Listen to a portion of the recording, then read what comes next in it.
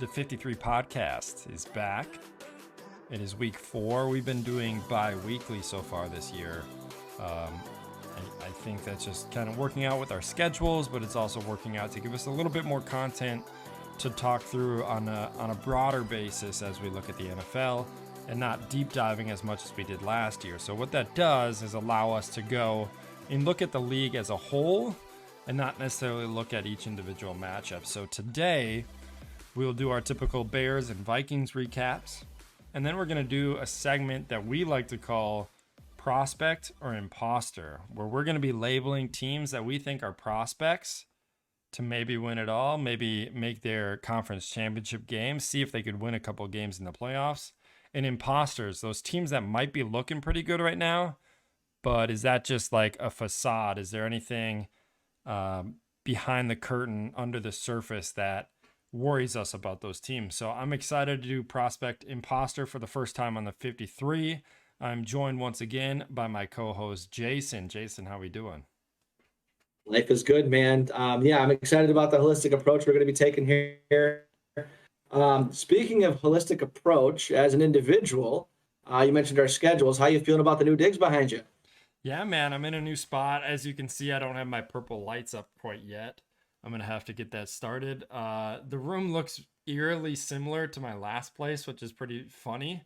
But I do have a little different setup here. So it is definitely exciting, man. I like my new spot still here in Raleigh, North Carolina, going on 3.5 years now. So it's crazy being a Viking fan in a college town, and college basketball town, really. So it's funny. I walk into this neighborhood and there's a Bills flag, there's a Washington football team flag, obviously some Carolina Panthers stuff, and then this whole town is flooded with Tar Heel stuff, Duke stuff, NC State Wolfpack. Sure. So like the Wolfpack 2 weeks ago beat Clemson at home. It's the first time they had beaten Clemson in X amount of years, and you should have seen the town, man. It just lit up, and it's crazy to see that because as a Minnesotan, we haven't really seen a college football team bring that much joy to a city like the Wolfpack did then. So it's really kind of cool to see all that in action and like people really getting excited about college sports.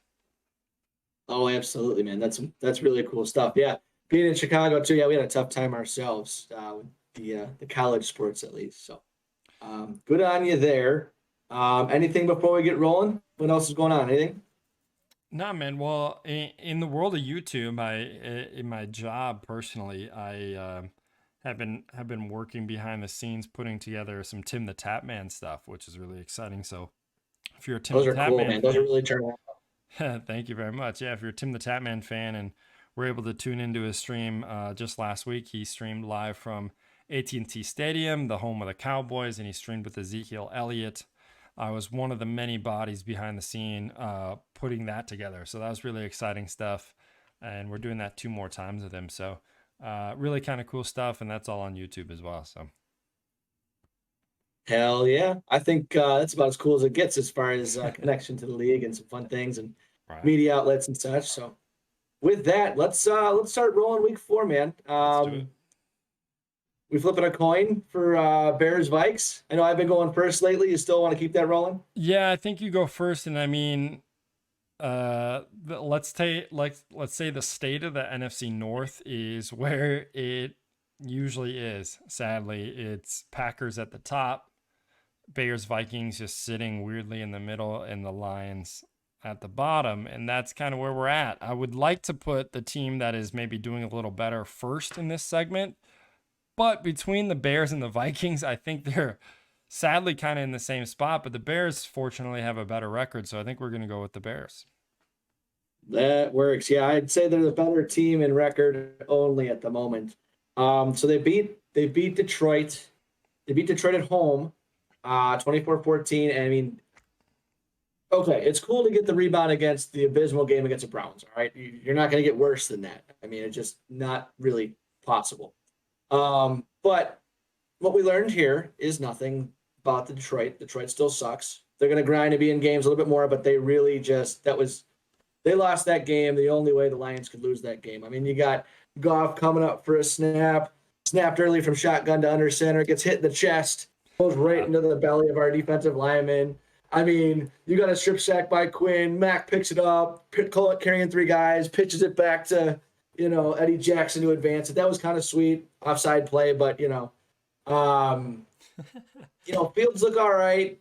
They changed play call duties to laser again, so they look like a semblance of an offense. We lost Montgomery to a knee injury, all that jazz. The one shining spot is the Bears are leading the league in sacks, which is fun. They were struggling in that department last year. Obviously, Quinn was struggling. So, I mean, not a ton of takeaway. We got banged up a little bit. We got Andy Goldman back, but like I said, Mack is foot injury. Montgomery's going to be out. Dalton practiced this week, actually moving into week 5. Who we're going to play? Who are we playing? I think, well, the big announcement was that Fields is going to be the starter moving forward, regardless of health. And we're going to be playing the Raiders in Vegas this week. Yeah. So I don't know what this means. I mean, yes, he's the permanent starter, which is what a lot of people wanted. I don't know if it's because it's the best for the team, the best for the the profitability of the team, or the PR side of it, or if it's really just a move for Nagy and Pace to keep their jobs. I mean, you've got an angry mob of Bears fans saying, "Give this," or you go die, which is always extreme. But Yeah. I'm really not sure how I feel. Right? If it goes great, great. But I still think in order to get to the top level again, I think the Bears need to make some ownership change anyway. So we'll see. Excited to hear the news. It's going to be a milestone we all look back on, for better or worse. It's the same thing about Trubisky. So here's my tempered excitement. Go Bears. All right. Well, that's cool. I think my 2 cents on Justin Fields, it looks like there's glimmers of superstardom with this quarterback.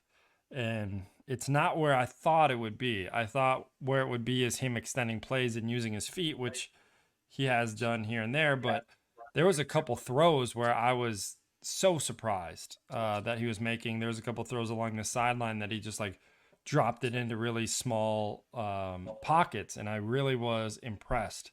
So if he could build on that through his rookie year and then into his second, third, and fourth year, I think that's the exciting part about Justin Fields. But as we look at the Chicago Bears, they've only scored 64 points as a team. It is the worst in the NFC. There's teams that are scoring double that at this point in the season, and that's got to be a big concern. Do you think there's something that can turn around this offense and get them scoring? I think the potential and the playmakers can be there if they're used properly, but I think the scheme's going to limit them. I mean, for instance, I believe so in the offseason, Pace made it a key to get faster. So we brought in Marquise Goodwin, Demir Bird, Brashad Perriman, and then we just traded the other day for Jakeem Grant. These are all guys that run 4.3 or faster. The first 4 weeks of the season, I think there's a total of 2 catches amongst those guys. So I don't know what they're doing. Plus, we saw it was at game 1 against the Rams. We lost that game. We were in it for a minute and then we weren't. But you look at the pass route tree for some of these guys. Allen Robinson ran 20 routes. Not one was past 7 yards. Right. So, that's where I lean more of the scheme. You had Darnell Mooney tear it up last week. He had 6 for 125 or 5 for 125, something like that. But Robinson was nowhere to be found. Tight ends are nowhere to be found. I just don't know what to think of this scheme. So, yes, potential is there, but they got to use it or at least scheme somebody open. So that's the frustrating part of being a Bears fan. There's answers that everybody sees from the couch. I see on replays. It makes so much sense, but obviously they're going about it a different way. Yeah, I think my question there is, and question to fantasy football owners is, what is happening with Allen Robinson? And why hasn't he been inserted into this offense and almost getting what I would like to call the Randy ratio, where you're objectively the best pass catcher on the team? I like to think best pass catchers on the team, at least somebody of Allen Robinson's caliber, should warrant at least 10 targets a game, regardless of scheme. And we're not seeing that with Allen Robinson. Is that going to turn around, or should people start dumping Allen Robinson because of what's happening in Chicago? Mixed review. As a Bears fan, I'm hopeful. But one of the things that you'll see about the offensive coordinate, well, Nagy, is that he is very much about his scheme. You think about it this way: his offense looked the same under Trubisky, Chase Daniels, Nick Foles, Andy Dalton, and Justin Fields. Not one of those guys plays similar to the other. Not the same, similarly to the other. Yeah. You had a variety of different weapons, and they're all running the same route. So it's not like they're scheming. All right, it's halfway through the first quarter. A-Rob hasn't gotten a catch yet. Let's run this play with him at the Z, and let's scheme him a deep in, and we'll get him a 15-yard catch to get him rolling. Like, they don't do that. They don't script any of the plays. They don't have anything. It's all about hitches and option routes, everything that's underneath the defense, and hit one deep shot randomly, right? And the thing that frustrated me the most was Nagy's post-game press conference. I think it was the Rams game. It might have been week 2. But he's basically came out saying, we're not going to run these routes, or we're not going to push the ball because that's not what the defense has given us. And Right. I don't think that's ever been the focal point of football, let alone now in this offensive point-scoring aggressive era that we're in. The offense should be dictating to the defense what you should be running, not the defense telling you what we'll give you and you take that. That will never win you a football game. Yeah, no, I agree. I think there is that. What we see in the top end of the teams, and when we get into prospects, the top end of them definitely fit this bill where they're running an offense that dictates the flow of the game, and it dictates time of possession and everything like that. In a team like the Bears, and when we get into the Vikings, what they lose out on, and the Vikings 100%, is when they have an opportunity to slow down the game or speed up the game with their offense, they just can't do it. They can't dictate the offense and dictate the flow of the game with their play calling, with mixing up run and pass, and it almost feels lost out there. And I think both our teams are in that same spot. I would agree. So, all right, I think that's a good transition point. So, admittedly, I didn't get a chance to watch a lot of the Cleveland Minnesota game in Minnesota. Cleveland won 14-7, but not in the way you'd think. Yeah. You got Cook back, but not really, given the box score. Looks like he was still a little banged up. You see Jefferson with a lot of targets, but an even target share across the 3 wide receivers. Baker Mayfield had a 50% and change pass completion rate. And his offense did nothing outside of the run game. I mean, really, was it that transparent of a game, or what were we seeing? Why was it a 14-7 game? We expect a lot of points out of both these teams. They play similar styles. They know each other's schemes well. What was going on there? Yeah, well, I think the first thing is, and the frustrating thing about being a Viking fan currently is we are fresh off probably the best offensive performance we've seen out of this team, at least especially since Kirk's been there, against the Seahawks just a week prior.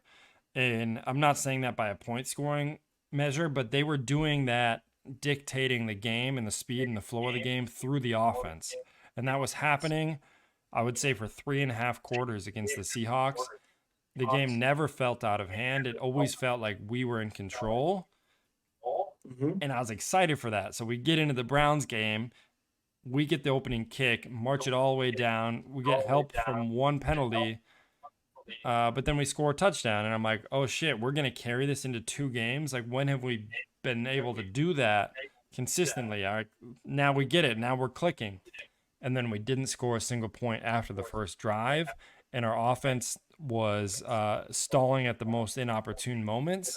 And we had moments to win the game, and the ball ended in our hands. We had an opportunity to score at the end. And that's what's frustrating. But yes, on the Browns side, our defense definitely is looking better. But we got bailed out because Baker straight up missed a handful of throws that should have been made.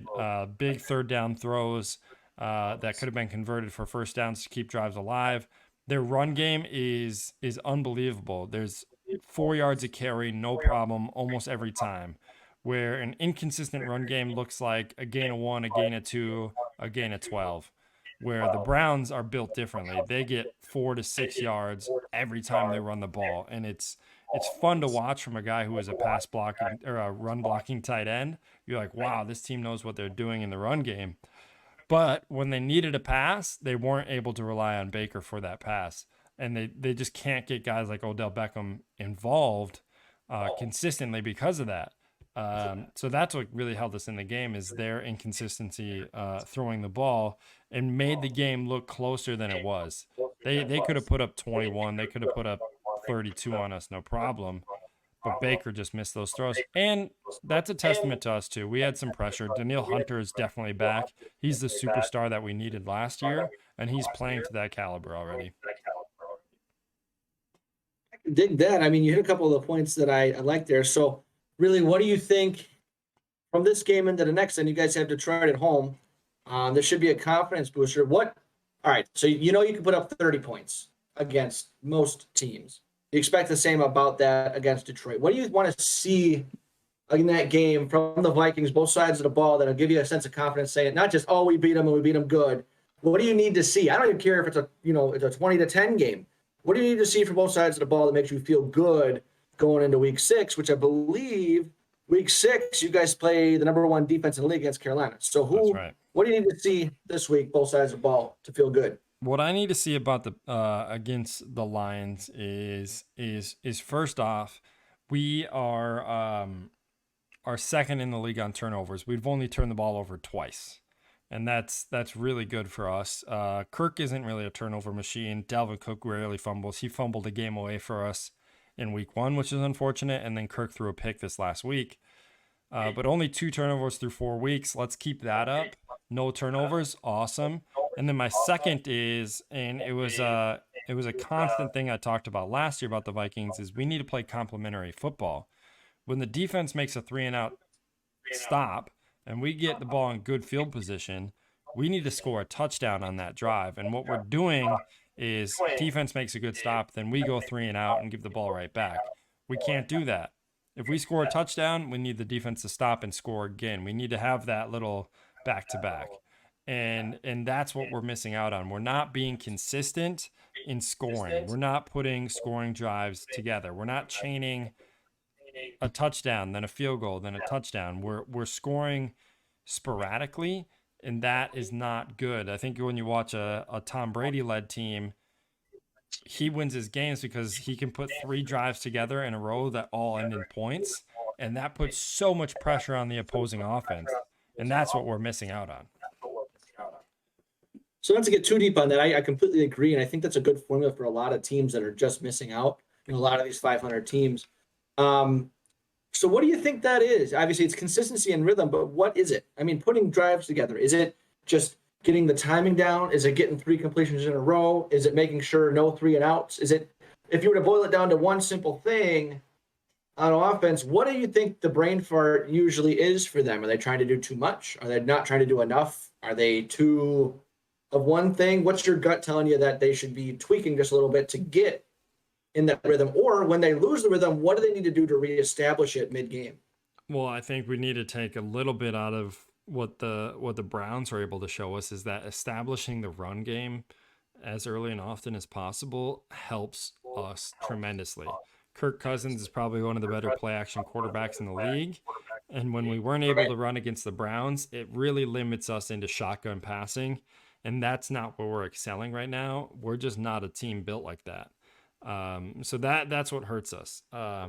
If we don't get the run game established in the first half, it's very hard for us to continue our offense the way we want to. So it starts with the run game and then not being predictable on first down.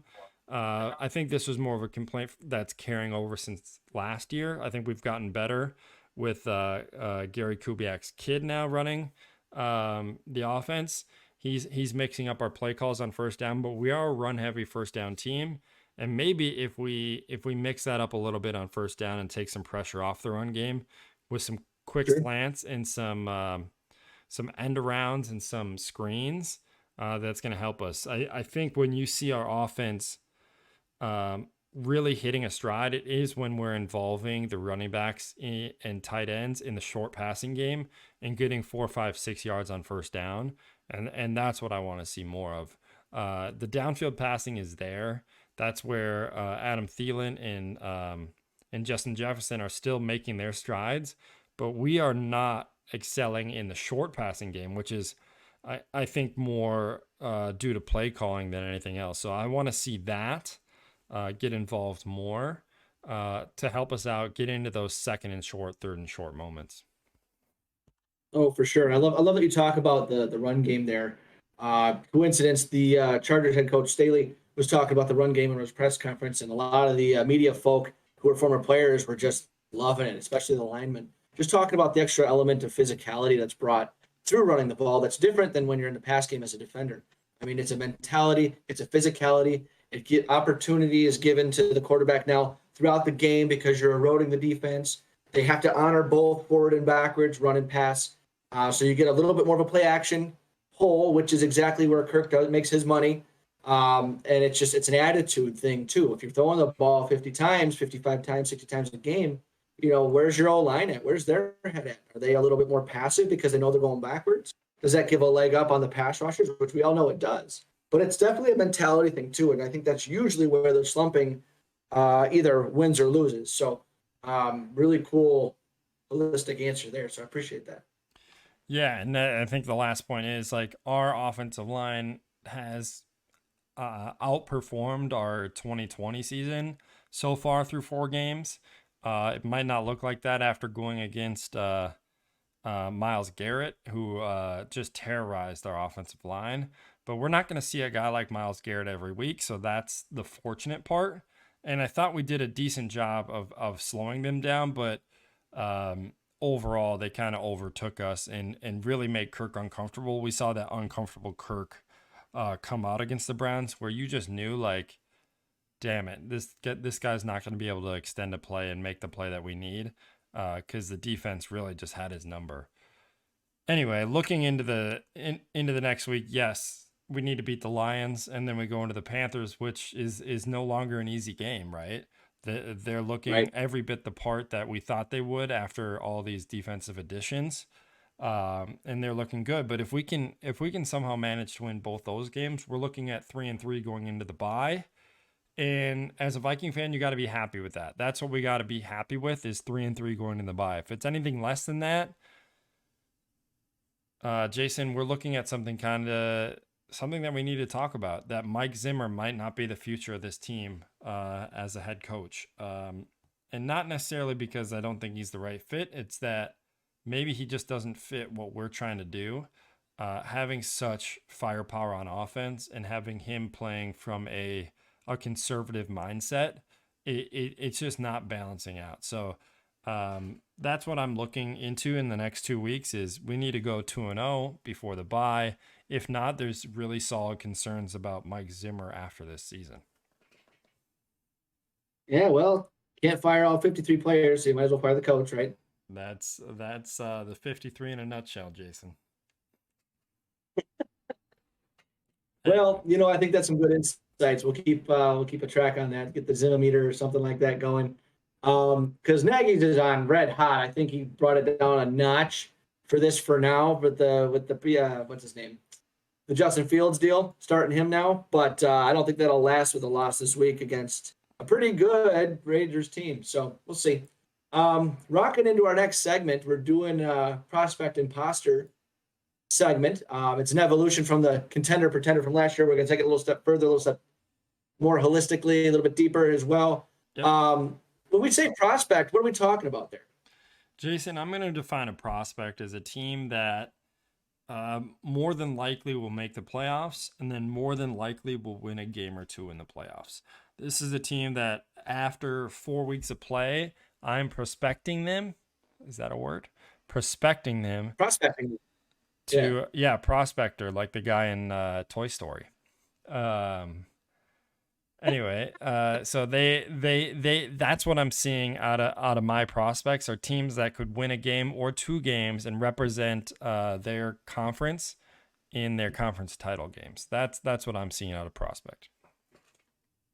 For sure. So then imposters, that's going to be someone that makes the playoffs but doesn't get very far, or somebody who could, that the media is hyping up to be a playoff team and won't be, or how do you see that? Yeah, I think imposter is somebody that is lurking in that area. They're 3-1, they're 2-2. They might score a lot of points, but their defense doesn't back them up, and there's just something about them that is not making us feel confident in what they're doing. There's chinks in the armor. There's an Achilles heel to that team currently through 4 weeks. Sounds great. So let's rock into it. I mean, this is something where you and I are going to have a couple of obvious ones that we agree on. We don't have to kill those, but I'm excited to see. There's a couple on this list that you and I were talking pre-show that might be butting heads a little bit. So we'll see. Let's jump into it. Who do you know? Do we want to work top to bottom or bottom to top? I think we go top to bottom, get the easy ones out of the way, and then we can discuss some of the ones in the middle that are teetering on this prospect imposter line. And I'll give you one. I'll start in the NFC, and that's the defending Super Bowl champs, the Tampa Bay Buccaneers. They went and Tom Brady broke the record back home in Foxborough. They played a really ugly game, but came out with the win. Fortunate that the Patriots missed the field goal there, but it was torrential downpour. I don't think this game has anything to say about the team in total. But what this team has shown us through 4 weeks is that they can beat you anyway on offense. Their run game is as strong as any team if they want it to be, and then their defense plays really well, complementary football. So I think the Bucs are very much the number one prospect currently in the NFC. Sure. I'll take another easy one, and I'll take Kansas City. I mean, they are like one of the most methodical teams right now. They absolutely crushed Philly as 42-30, I think. They just Philly never really had a chance in this game, and it showed that the Chiefs are still in such a higher class. Obviously, Philly trying to figure out what they're doing. I mean, Chiefs continue to roll. Yeah, I mean, of course the Chiefs are prospects, and I'm not saying that they're not. But the scary thing about the Chiefs is that the Chiefs have always had a defense, at least the last 3 years, had a defense that could hold people and get turnovers and whatnot. Right now, they've let up an average of like 32 point. Let me look for sure. Yeah, 31.3 points a game so far. The lowest output was 29 in week one. You can't continue to win games when you're allowing your opponent to score 30 points. It's a scary chink in the But they're armor. scoring like 40.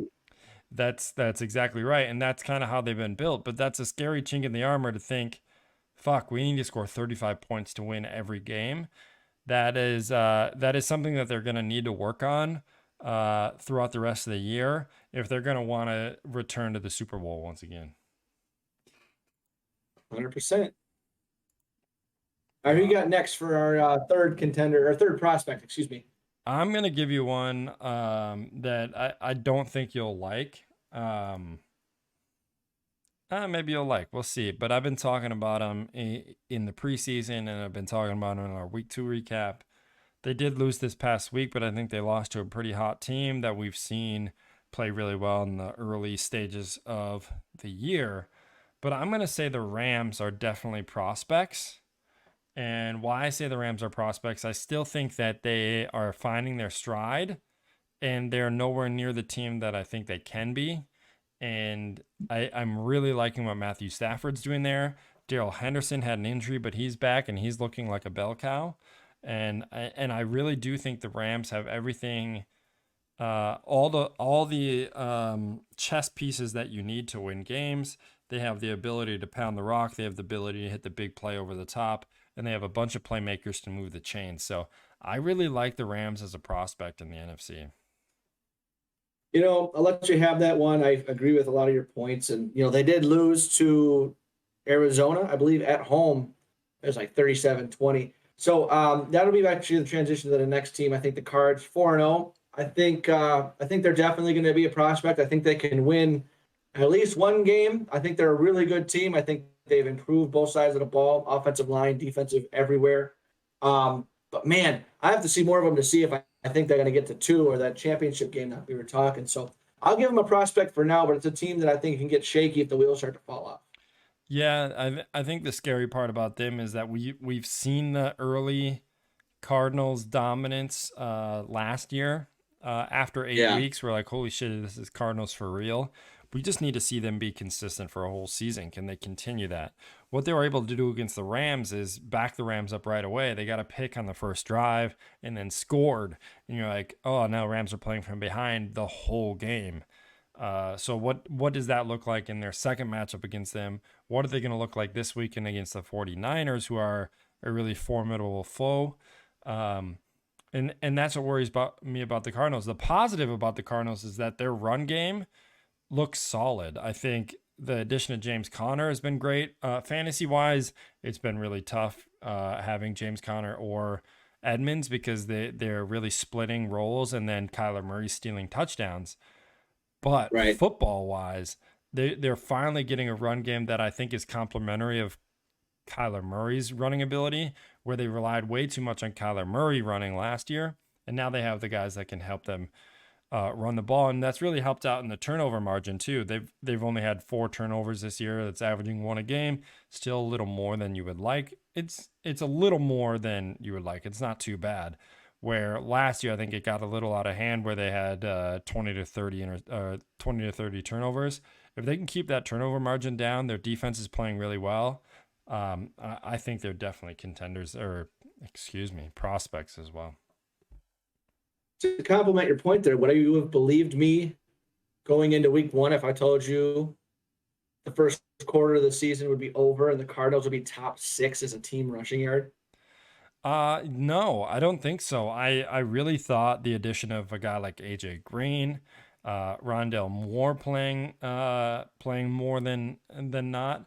I thought they were gonna spread it out and throw the ball, be in shotgun a lot more, like we saw last year, and we're not seeing that much. And then when they get into the red zone, they're more than comfortable lining up under center and running the ball, which I think is just going to help them. It's even harder to defend Kyler Murray when they're coming out in a bunch of different sets. So I'm pretty damn impressed with what they've been able to do so far. Yeah, hats off to Rodney Hudson, their new center, and Kingsbury for sticking with it. So party on there. All right, let's talk one of our last few easy ones, I think. Let's talk Bills. Bills Mafia. They're rolling. I mean, Josh Allen is that dude. I think it's a different conversation without him, if that hopefully does not happen. But without them, I mean, they absolutely trounced Houston 40 rip. I think Trubisky got in there and ran 1 and 2. He did. Their defense is showing up as well this year, which is something, 2 years ago was a concern. Last year, I think the concern was more about the lack of a run game other than Josh Allen than the defense. But I don't really see a whole lot stopping the Bills, maybe the Chiefs, because I think Bills Chiefs is this week or next week coming up. This I think Sunday it's this night. week 5. Mm-hmm. That is a Sunday night game, and it's in Kansas City, man. I think that's going to be a sweet game. But even though this game's happening early, I think it's going to tell us a lot about where these teams need to grow. Maybe not who's going to have the edge later in the season, but where they need to grow. I think both coaches will be really good at exploiting early on weaknesses, and I think hopefully we see that change. Teams are able to adjust by the second half of the year. Well, I'll tell you right now, Jason, if I was to take a bet on a team to get the number 1 seed in the AFC, I'm taking the Bills right now. Not necessarily from what I've seen of them, and I think the defense, it looks good right now, but they played the Steelers, who don't look good on offense, Dolphins, Washington football team, and the Texans. Like, they haven't played a single team that has an offense that should scare you. But as you look at their remaining games, it's a cakewalk. The division game. I mean, it's a cakewalk. They play Chiefs. They play Titans after the Chiefs. The Titans do not look good. The only team that I'm really worried about them moving forward is the Bucks in Week 14, and that's it. That might be the only other playoff team they play for the rest of the season.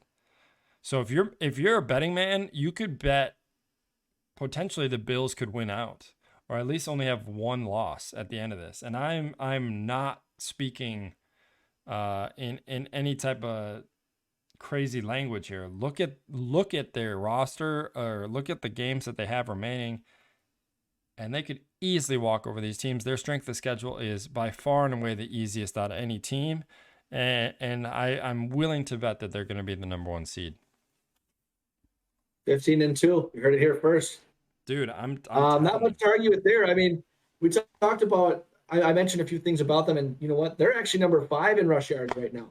So they seem to be doing a little bit more diversifying that play calling too, which is only going to make Josh Allen more dangerous, in my opinion. He might not have total yards himself, but a more holistic offense would be great.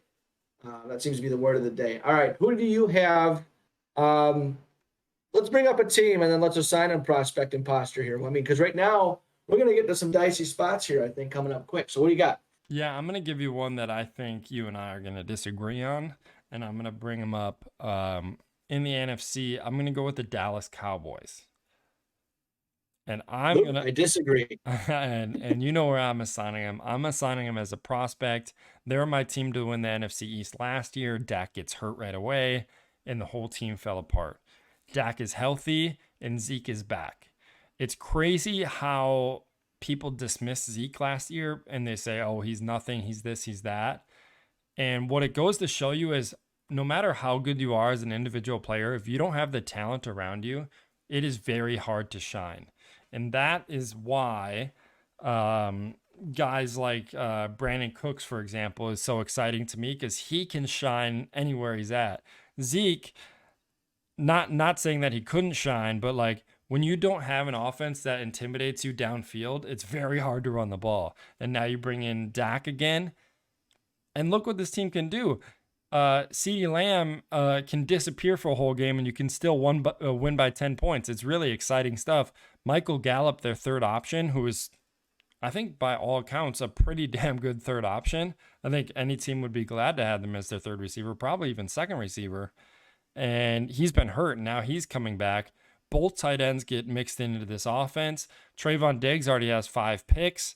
I think the Dallas Cowboys are a definite prospect. I do not see this as a mirage. I think they keep rolling, and it's all led by this offense and really playing up to the level of Dak Prescott really leading this team. All right, I'll say I hear you, but I mean, so say they make the playoffs. I don't think they're going to be anything more than a 4 seed, which means they're going to end up playing, the Packers, Seattle, the Cardinals, team like that. I don't know. This team they haven't been to the playoffs in a while, nor are they built for the playoffs. Go back to previous in this pod, we were talking about consistency. There's something to be said about the lack of consistency. More so, if they lose their rhythm, they're going to have a really tough time finding it again.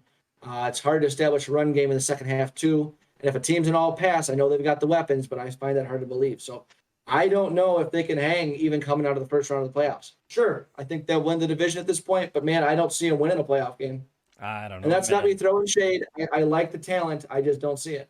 I know that a little bit of you is talking just as a Cowboys hater there, and I get that. Hey, I tried to get Dak this year. I drafted CeeDee Lamb. I wanted Zeke. So I mean, I see the potential. Give you that. But I don't see them able to finish. I think the exciting part about this team, and I know it's so much easier to talk about offenses, and that's why we do talk about offenses. It's very hard to break down defenses, especially if you're not going into all 22. And we're not going to pretend and say that we break down film and look at defenses. So that's why a lot of our analysis goes into offense. It's very easy to analyze that. And so I will just go into their offense real quickly here. And I think the bash on Dak Prescott for his first 3 years before he signed this mega deal was that he was inconsistent. His completion percentage was in the lower quarter of the league, and that he turned the ball over. And through 4 games this year, he has completed 75% of his passes.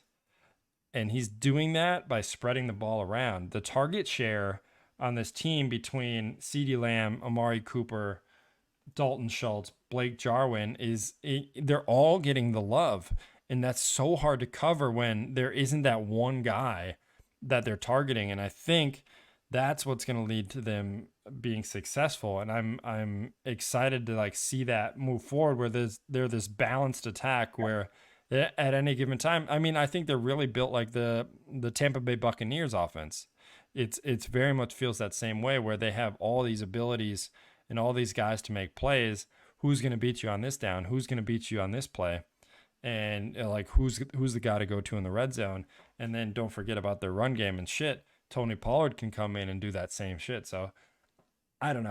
I think they really are built for success.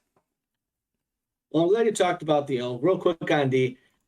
I think they're trash on D. I love that they drafted Micah Parsons, but their will linebackers, a safety that they just converted, and they preferred that and cut their all-pro linebacker Jalen Smith just because they didn't Yeah. want to pay him $9 million last year. Who also ended up signing, I think, did he go to the Packers? I think he signed with the Packers. So there goes your, if defense has been such an issue, you're going to cut an all-pro linebacker that's still in his prime. Come on now. So there's my 2 cents. All right. Next team. Yeah, you Are want to the hit. Chargers for real? Well, we can go Chargers. Yeah, AFC.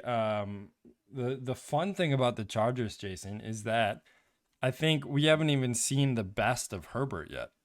When Herbert was winning games last year, or like playing in these crazy games, if you remember, I think he lost 4 games to last minute drives to the other team. So he scored with like a minute and Yep. a half left to potentially beat Tampa Bay.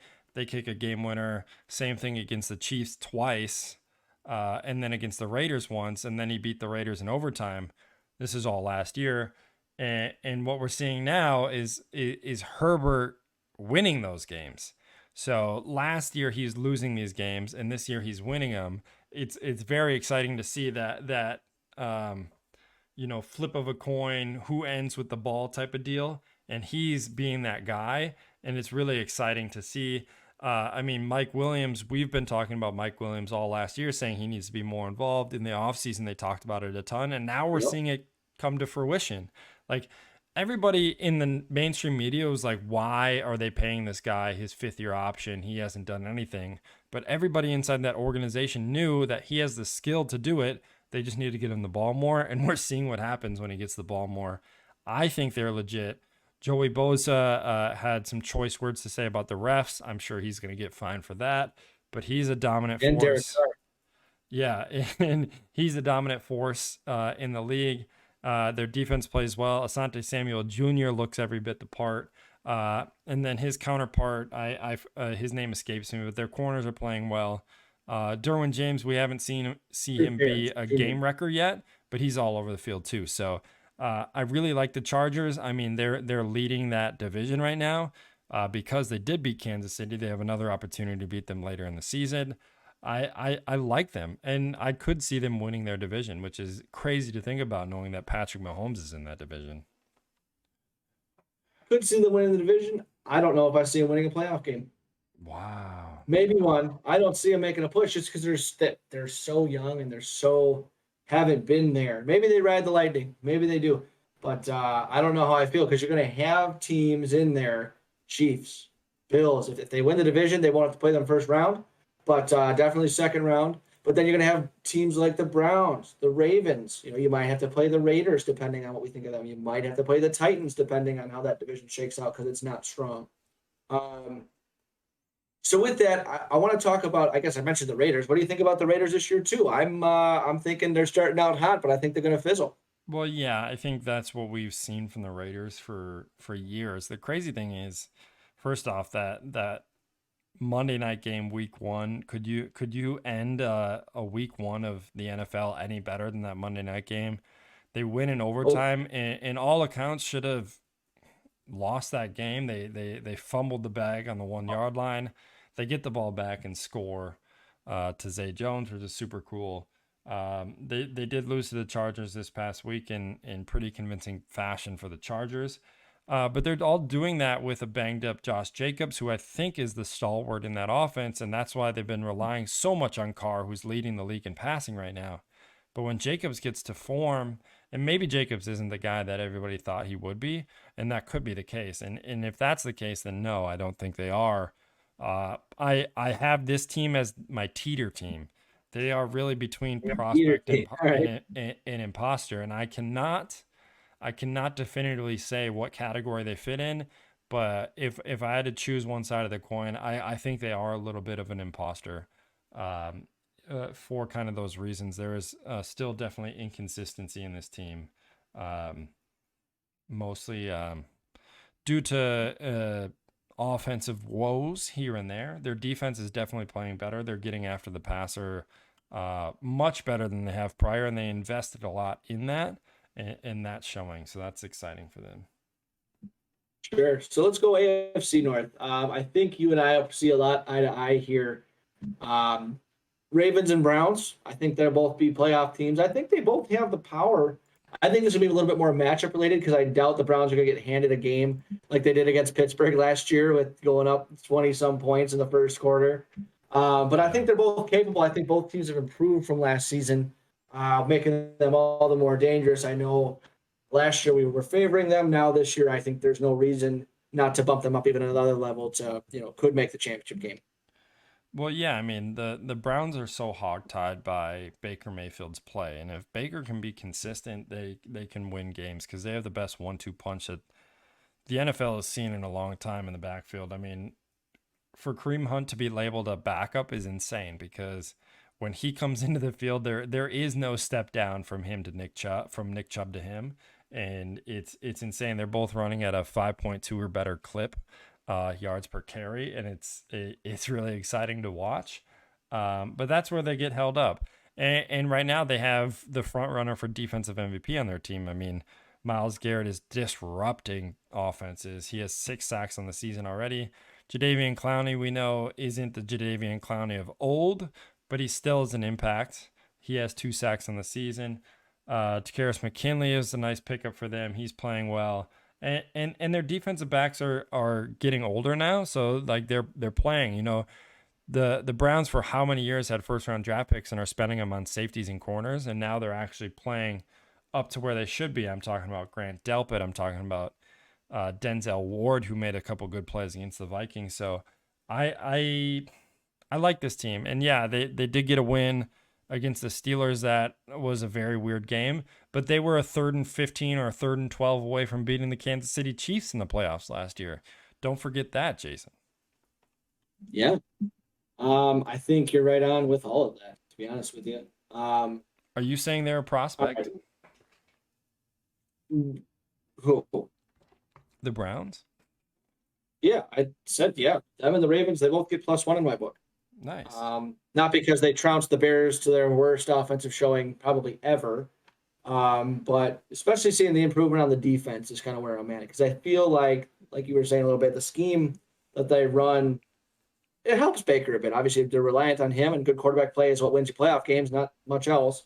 But I think there's a little bit more to get excited about, a little bit more of a deeper team. Not, I don't want to say fluky, because obviously you think of the Pittsburgh game. They were a solid team last year. I just think they got better. Yeah.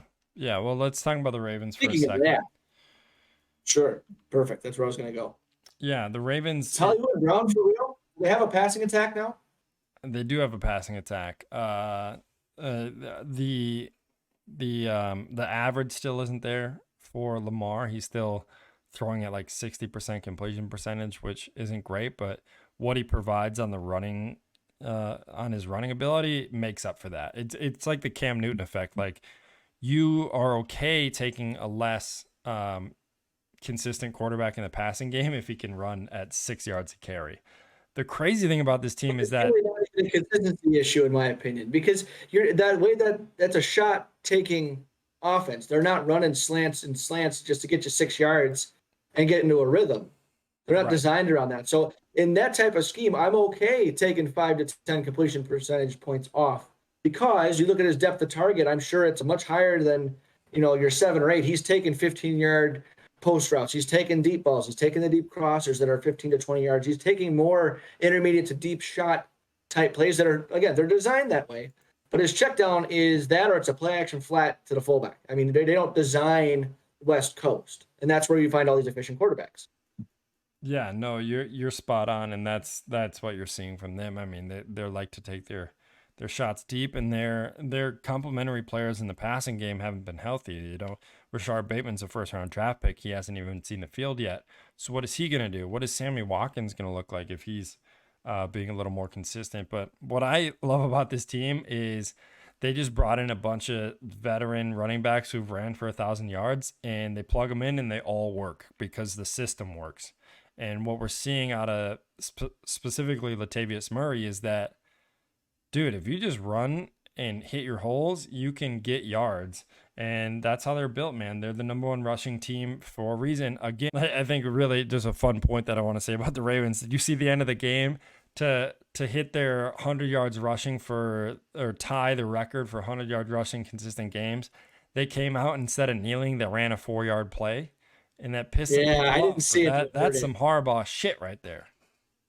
Yeah, that's some Caruso stuff there too for your times. But at the same time, I liked Harbaugh's response as well. They were throwing in the end zone with 10 seconds left or whatever, so I wasn't aware of a 16-point touchdown. So I shut the know fuck up. I know Brett Favre wasn't the first one to say it, but he's my favorite to say it. And he says, if you don't like it, stop it.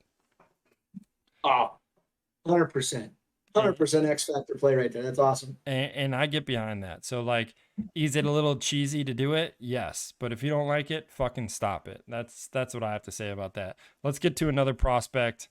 I think this is an easy one, Jason.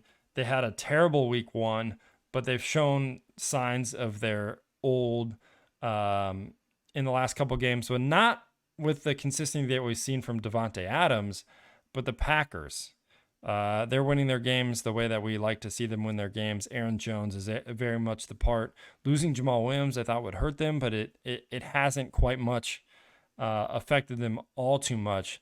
But with Aaron Rodgers being the quarterback of this team, you can't discredit them. I definitely think they're a prospect. Yeah, I used to hold them, as a top 3 or 4 team in the NFC. Right now, I think that the quarterback play is what's going to determine where they go. They can play like they did week one, unprepared, or they can get, be the hottest team in the league out of nowhere. And so that's where I'm going to put them and Seattle kind of in the same tier. I think that they can win a couple of games in the playoffs for sure. They could definitely make the championship game. I just don't know if they have what it takes to get to the next level because they have playmakers. It's all going to be on quarterback play, and defense is suspect. I think that sums them up a little bit general, but I think it sums them up both pretty well. So, do you think either one of these teams would have an edge over each other? Which one? Seattle and Green Bay.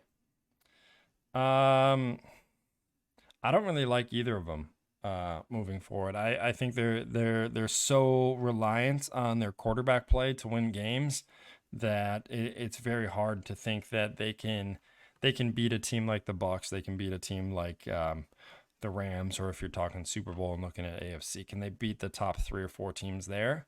I don't really think so. And we're seeing that with the Seahawks. I think they are a shell of themselves currently, and it's really showing.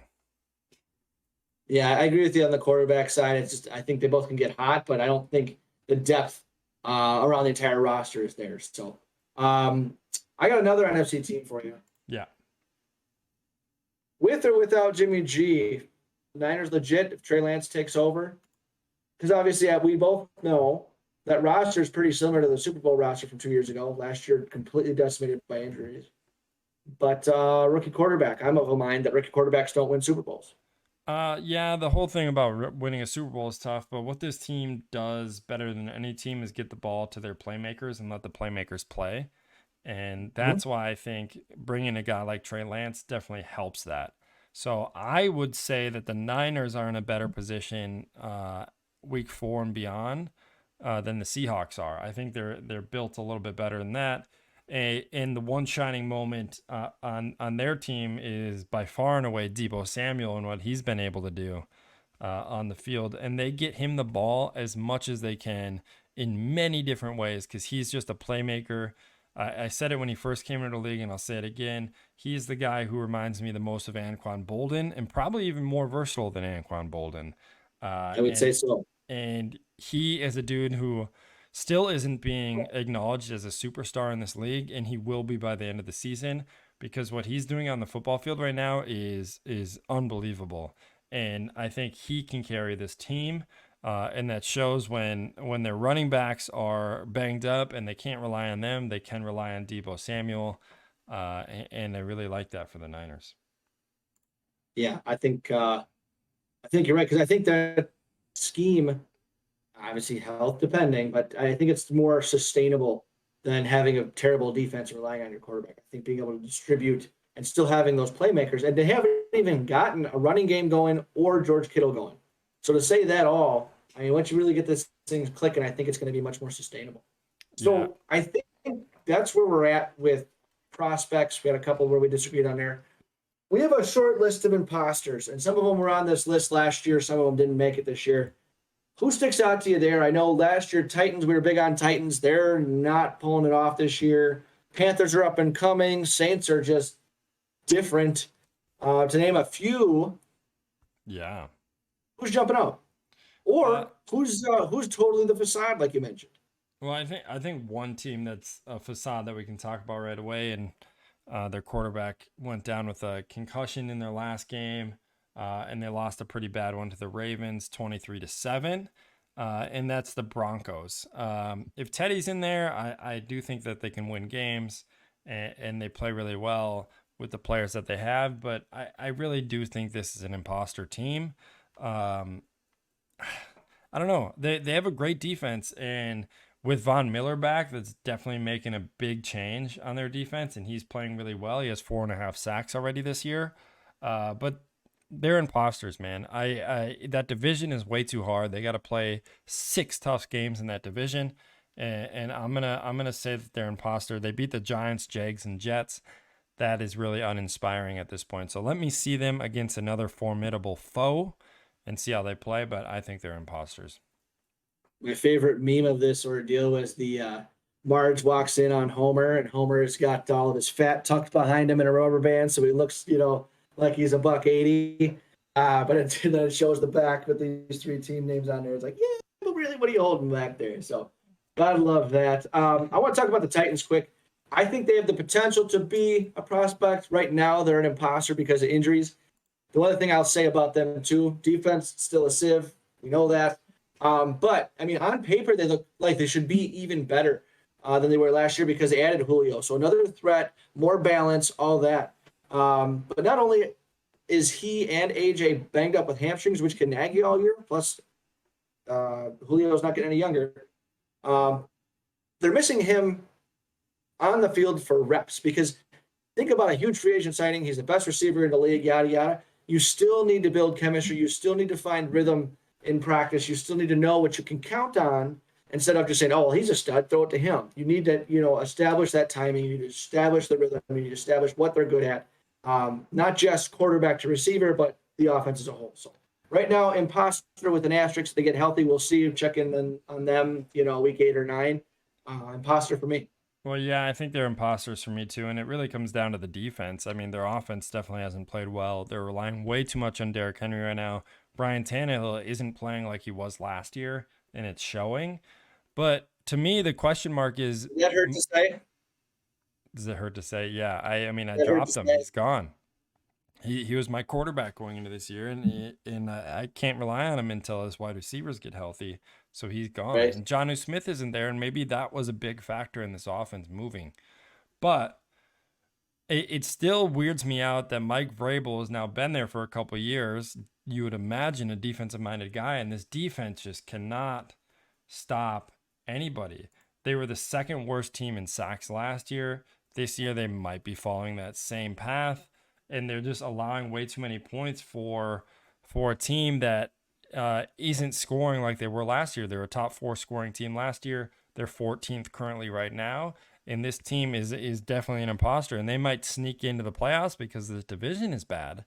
Right. But that's where we're at. But the Colts might sneak their way up now, kind of getting their feet underneath them. Carson Wentz is there, yada yada. But Healthy. I think they're imposters. We will reassess in 4 weeks, but there's nothing on this team. There's no like bright shining moment outside of Derrick Henry. But you can't rely on the dude. He's already had 100 carries in 4 games. That's insane. He's going to have It's 400, 500 carries again this year.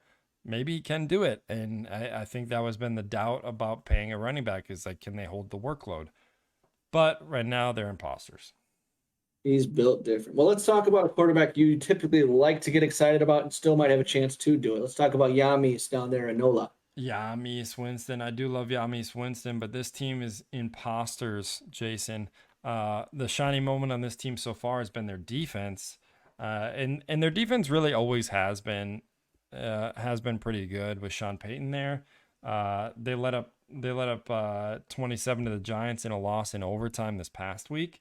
But outside of Sure. that, I think their defense is playing pretty well. They lose to the Carolina Panthers too, who is a team that I think we're going to talk about. But we need to see what his offense looks like if Michael Thomas comes back. That's a huge question mark. But outside of that, there is no consistency. Alvin Kamara looks like a shell of himself in an offense that just doesn't move the ball as well without Drew Brees. For sure, yeah, it's all a mental game, especially with the quarterback when you're directing an offense like that. I think that's more of a, I think it's a similar offense to the Niners, not in style, but in concept and scheme of get the ball to your playmakers. It was that. Now they're getting more shots, and it's just a different feel. They're not used to. This is a team that now is used to having a rhythm, but now has to find a way to reestablish it without that offensive leadership. So, Yeah. well, you mentioned the Panthers. Let's talk about them. They got Darnold. They got offensive weapons. They seem to be clicking. CMC's gonna avoid major injury, just missing a week. He might be back this week or next. Best defense in the league. I want to get excited about Darnold. I love my USC guys. But, I mean, is this sustainable? Are we talking about, only a four-loss team? I don't think so, because you think about the beginning of the year, every year, defense has the advantage because offenses are still basic. They're still installing. They're still getting a rhythm. They haven't played a ton of opponents that have been together for a long time, so you have that last comment just kind of magnified. Um, do I want them to be good? Yes. I like what they're doing. They just traded for Stephon Gilmore, so that'll add to that defensive prowess. Yeah. But, well, actually, they traded for CJ Henderson, too. I don't know if he was around for last week or he played in last week's game or not. Um, I think there's a lot to like, but I think, Yep. yeah, you got the two receivers and you got the running back there. Beyond that, one of those guys goes down, they might be very, half dimensional there. Yeah, I mean, I definitely love the add of Stephon Gilmore to this team. Their young guys on defense are definitely playing well. Shaq Thompson is kind of becoming the captain of this defense, and he's leading the team in sacks, or excuse me, leading the team in tackles right now. And I'm really liking to see that. They brought in Hassan Riddick in the offseason. He has 4.5 sacks. Brian Burns was the rookie standout last year. He has 3. So this defense is really standing up. We talked about them come draft time last year when they drafted, or 2 years ago, where they drafted all 7 defensive players. They went defense heavy again this past year in the draft, and it's definitely paying off. The fun thing about Sam Darnold is that he's ran in 5 touchdowns already. So it is pretty cool. But what are we not seeing about this team and what makes him an imposter compared to a prospect is like, I just need to see more consistency out of this team. You beat the Jets, you beat the Texans, and you beat the Saints. And the Saints had a really tough week 2 after a week 1 dominating performance against the Packers. So let me see him against a better team. I think Eagles is a fun one this week for him. It's a team that they need to beat to make me think, hey, is this team for real or not? Eagles is a really good opponent to like gauge where this team is at. So excited for that matchup. Sure. So I got one more for you. The 3-1 power shift in the AFC North, excuse me. Burrow and the Bengals. Real deal, or are they faking it?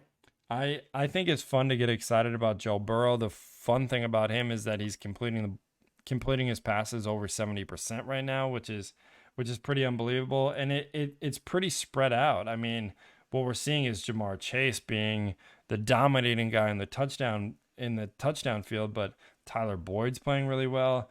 Uzma had 2 touchdowns last week. T. Higgins is still there, making plays. Joe Mixon, if he stays healthy, he's running the ball pretty well. So offensively, I think this team is pretty fun. They should have lost to the Vikings in overtime. They lost to the Bears, which is scary. The Steelers, I don't know about that one. And then they beat the Jags. So I think there's still a lot to be said about this team. Are they a playoff team right now? 3-1 looks good. But I don't see it. They got to play the Ravens twice. Let's see what that looks like. Sure. One other team we didn't mention, probably in the imposter category as well, but if they don't get any better, does Washington even have a shot at the division at this rate? I know they're only a game separation. Dallas 3-1, Washington's 2-2. They're good, but is Taylor Heineke going to be the guy to get into the playoffs? Yo, I'll tell you what, this is probably the most I was gonna say most fun team to watch, but that's not true. It's probably the most entertaining offense to watch because you really don't know what's gonna happen with it. And No idea. Heineke is making these crazy fun plays. If you saw how they won against Atlanta this past week, it is really kind of exciting. So I do like watching them play, but I think they're very much like they were last year, and I think this is where you and I disagreed in the offseason, where I think you thought that they would climb from where they were last year, and I think they're relatively the same, at least in the win-loss category, where they're going to finish this season around 500, and that fits them. I think they can build from there, but I don't see them progressing into a playoff team at this point. Yeah, the projection in the preseason was based off the fact that Fitzmagic would be their guy That's true. down with Very injury, and much. that's why Heineke's in there. But I give Heineke. He is fun to watch. He is a playmaker. I don't think he's a stud, but he's like somewhere between Fitzmagic and like a Brett Favre, like fuck it, chuck it mentality. He's got no problem wheeling, dealing, diving head first, going all out, screaming and yelling, saying, "Dude, this is what I do." I mean, he's got Chase Young's respect for being a baller and just being a hard-nosed mindset. So if the talent is lacking, at least his grinder mentality should get him somewhere. So hey, if they're on a primetime game, I'm watching pretty much just for him and Chase Young. So no disrespect to Scary Terry, but those are two guys I'd watch if that game is going on. The crazy thing about Chase Young is he was my guy to be the sack leader going into the season this year. He has not recorded a single sack yet. He has been disrupting games for sure and disrupting opponents' passing games, but he has not recorded a sack yet this year, which is crazy when there's guys already getting 6 sacks in the league. So that's And who is interesting. that? Who's got 6 sacks in the league? I think I called that one. Daniil Hunter? Does he? I don't He's know. at 5, 4.5. No, Myles Garrett, man, he was my sack leader for the year, so hopefully I can keep that going.